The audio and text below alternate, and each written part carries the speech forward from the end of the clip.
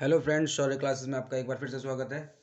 हमारा चैप्टर चल रहा था पृष्ठीय क्षेत्रफल और आयतन, सरफेस एरियाज एंड वॉल्यूम, जिसमें हम क्यूबॉइड, क्यूब, सिलेंडर और आपका शंकु यानी कि कौन कर चुके हैं। इसमें लास्ट टॉपिक जो है वो है गोला।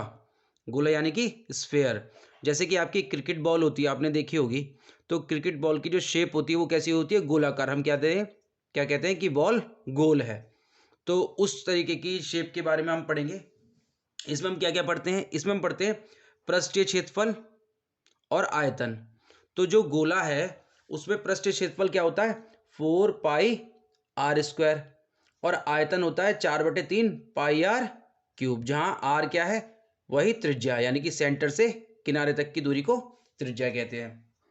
इसके बाद अगर मैं बॉल को बीचा बीच से काट दूं या उसको दो बराबर साइज में डिवाइड कर दूं, तो वो क्या हो जाएगा?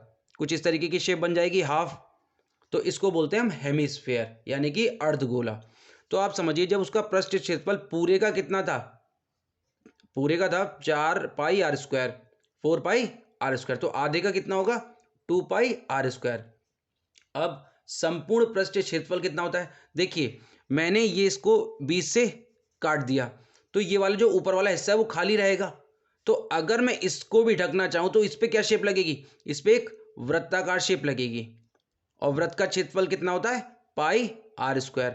तो संपूर्ण पृष्ठ की बात होगी तो आधे का तो हो गया 2 पाई r², ये जो कर्व सरफेस एरिया था।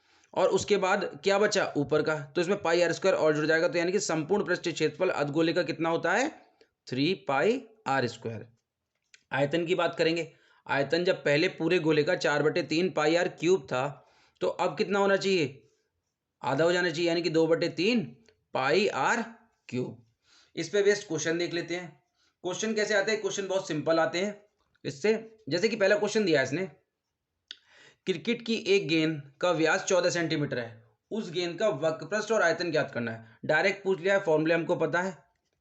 तो अगर उसने हमसे व्यास यानी कि डायमीटर कितना दिया है? 14, तो रेडियस कितना हो जाएगा? d/2, यानी कि 14/2, 7 सेंटीमीटर हमारे पास रेडियस आ गई।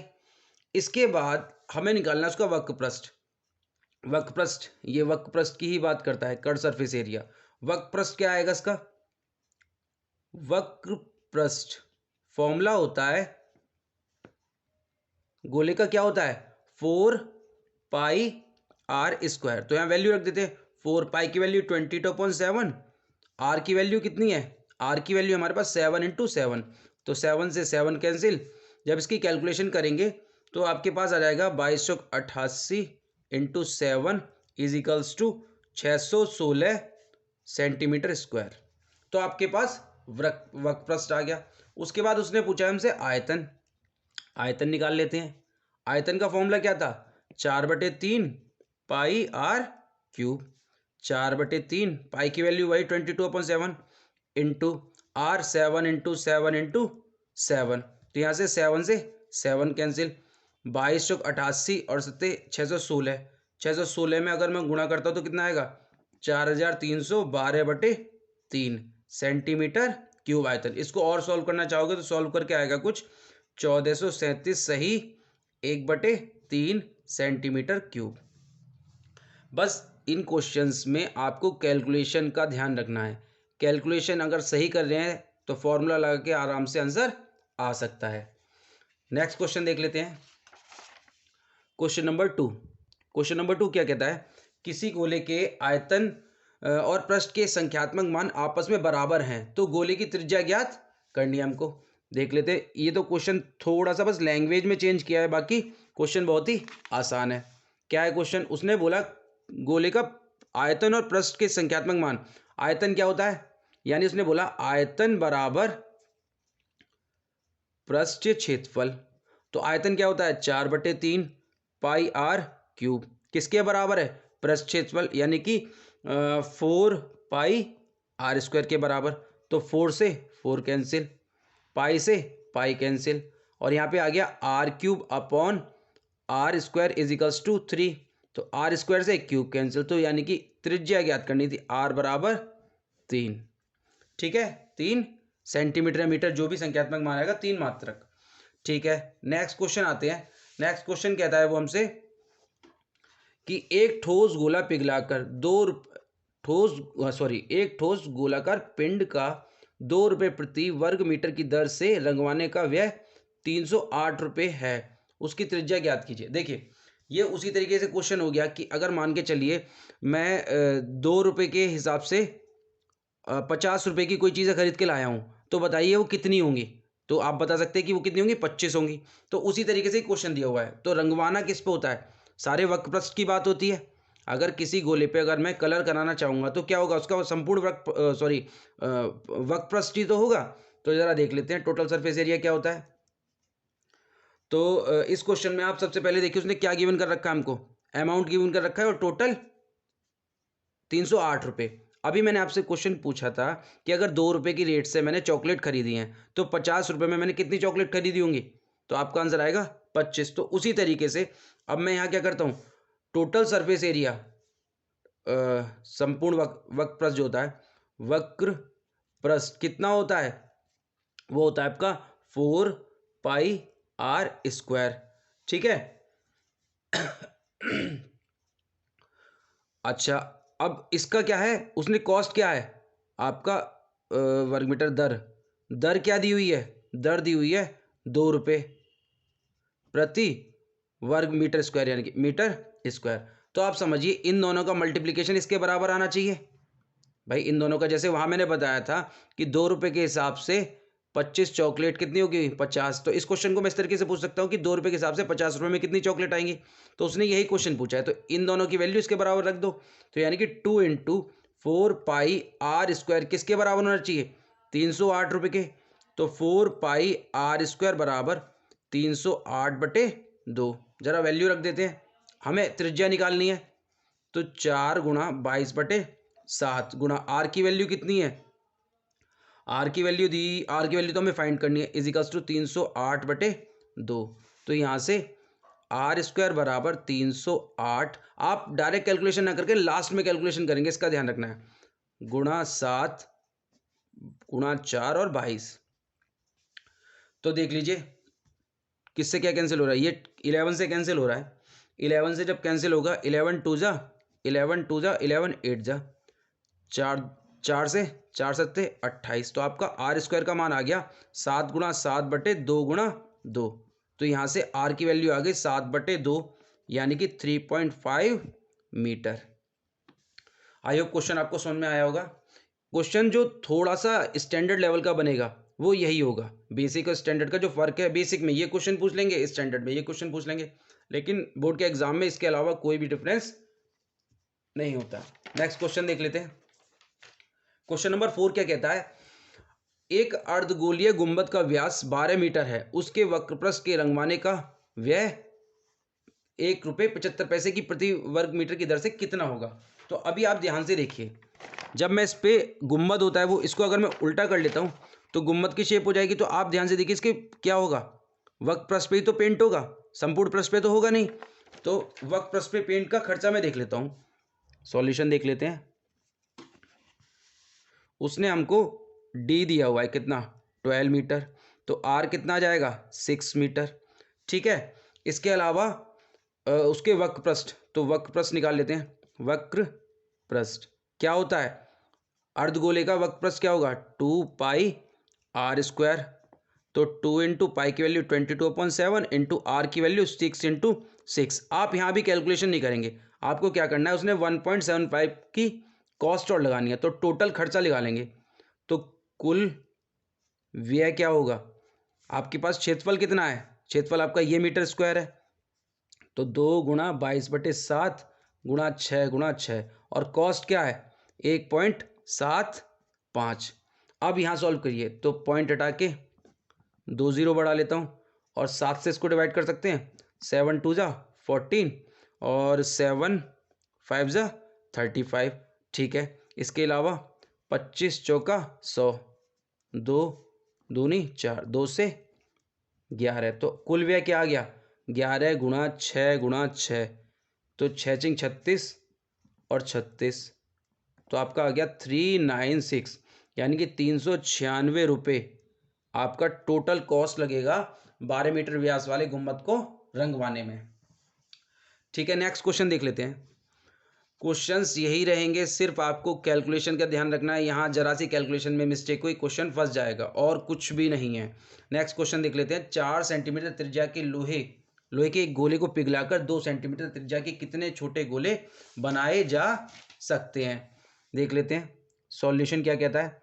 4 सेंटीमीटर त्रिज्या के गोले हैं, ठीक है, यानी कि एक बड़ा गोला था, उसको पिघलाया और छोटे छोटे गोले बना लिए गए। अब उसने पूछा कि कितने गोले बनाए जा सकते हैं। तो एक बात मुझे बताइए, अगर 1 लीटर पानी है और उसको मैं 4 ग्लास में कर दूं जो 250 ml के हैं, तो समझ गए ना, क्वांटिटी तो बराबर होगी। तो उसने नंबर ऑफ ग्लासेस पूछे हैं, तो उसने बोला कि 4 सेंटीमीटर त्रिज्या का गोला था, उसको 2 में कन्वर्ट कर लिया, तो उनके आयतन जो होंगे वो तो बराबर ही होंगे। तो रख लेते हैं, मान के चलिए R1 कितना दिया हुआ है, 4 सेंटीमीटर, तो इसका आयतन कितना होगा? आयतन होगा 4/3 पाई R1 क्यूब।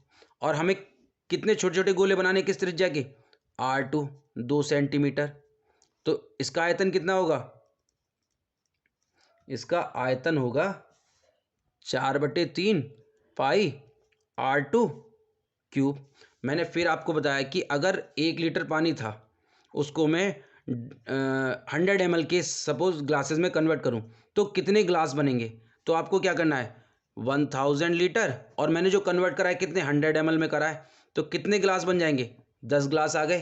तो इसी तरीके से अगर मैं बोलूं छोटे गोलों की संख्या, तो छोटे गोलों की संख्या कितनी होगी?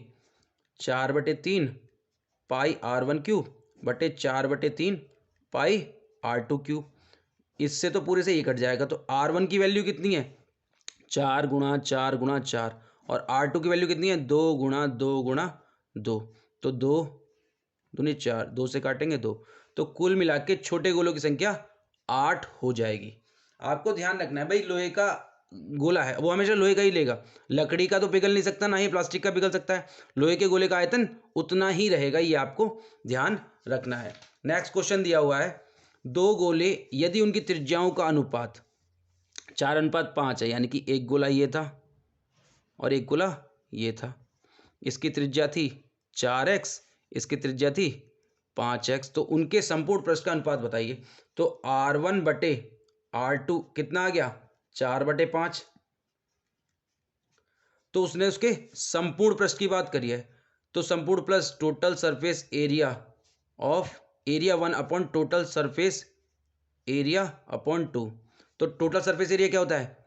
4 पाई R स्क्वायर, तो R1 स्क्वायर बटे 4 पाई R2 स्क्वायर। 4 पाई से 4 पाई कैंसिल हो जाएगा। R1 की वैल्यू कितनी है? 4×4 अपॉन R2 की वैल्यू 5×5। तो इनके संपूर्ण पृष्ठ का अनुपात आ जाएगा 16:25। ठीक है, अब आज के वीडियो का लास्ट क्वेश्चन देखते हैं। क्वेश्चन दिया हुआ है, सेम क्वेश्चन इसी की तरह है ये। आई होप क्वेश्चंस आपको ज़रूर समझ में आ रहे होंगे। अगर फिर भी आपको कोई डाउट होता है तो आप कमेंट बॉक्स में मैसेज कर सकते हैं कि किस क्वेश्चन में डाउट था, या अपने क्वेश्चंस हैं वो आप भेज सकते हैं, मैं कोशिश करूँगा उनको सॉल्व कराने की। ठीक है, ये वाला क्वेश्चन क्या था अभी? क्वेश्चन कुछ इसी तरीके से है। वहाँ पे तो मैंने एक गोले को पिघलाकर छोटे छोटे गोले बनाए थे। यहाँ पर क्वेश्चन है 3 धातु के गोले जिनकी त्रिज्याएं 1 सेंटीमीटर, 8 सेंटीमीटर और 6 सेंटीमीटर है को पिघलाकर एक ठोस यानी कि बड़ा गोला बनाया गया है, तो इनकी त्रिज्याएं क्या होंगी बताइए। तो आप समझिए, छोटा गोला और ये छोटा गोला, इन तीनों को मेल्ट किया गया और एक बड़ा गोला बनाया। ठीक, तो इसकी त्रिज्या हमको बतानी थी। इसकी त्रिज्या 1 है, इसकी त्रिज्या 8 है, इसकी त्रिज्या 6, इसकी त्रिज्या हमें निकालनी है। तो क्या इनके आयतन बराबर होंगे? बिल्कुल होंगे। तो ज़रा देख लेते हैं, R1 बराबर 1 सेंटीमीटर, तो इसका आयतन कितना होगा? वॉल्यूम 1 कितना हो जाएगा? 4/3 पाई R1 क्यूब। R2 बराबर 8 सेंटीमीटर, तो इसका वॉल्यूम कितना हो जाएगा? 4/3 पाई R2 क्यूब। ठीक है, नेक्स्ट है R3, इसकी त्रिज्या कितनी है? 6 सेंटीमीटर, तो इसका वॉल्यूम कितना हो जाएगा? 4/3 पाई R3 क्यूब। इस तरीके में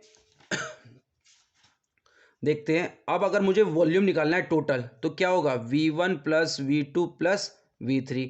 इसका वॉल्यूम इन तीनों के वॉल्यूम के बराबर होगा, तो इसका वॉल्यूम क्या होगा, 4/3 पाई आर क्यूब। और यहाँ पे इनकी वैल्यू रख दें, तो 4/3 pi R1 cube plus 4/3 pi R2 cube plus 4/3 pi R3 cube. 4/3 pi R cube बराबर 4/3 पाई कॉमन आ जाएगा, तो R1 cube plus R2 cube plus R3 cube बचेगा। तो 4/3 पाई से ये कट जाएगा, तो आर क्यूब बराबर कितना आ गया, R1 की वैल्यू रखो 1 की क्यूब प्लस 8 की क्यूब प्लस 6 की cube. R cube equals to 1 की क्यूब कितना होता है 1, 8 की क्यूब 64 और 8 512 प्लस 6 36 सिक्के 216। तो यहाँ आ जाएगा 6 2 8 और 1 9, 1 और 1 2, 5 और 2 7, 729 किसकी क्यूब होता है, आई थिंक 9 की होता है, 9 में 81, हाँ 9 की, आर की क्यूब। तो आर का मान कितना आ गया 9 सेंटीमीटर, यानी कि जो बड़ा गोला तैयार होगा उसकी त्रिज्या कितनी होगी 9 सेंटीमीटर होगी। चलिए क्वेश्चन आपको समझ में जरूर आया होगा, और इसी तरीके के क्वेश्चंस के लिए, वीडियोस के लिए चैनल को लाइक और सब्सक्राइब जरूर करें। आगे भी इसी तरीके के क्वेश्चन मिलते रहेंगे। आज के लिए बस इतना ही, थैंक यू।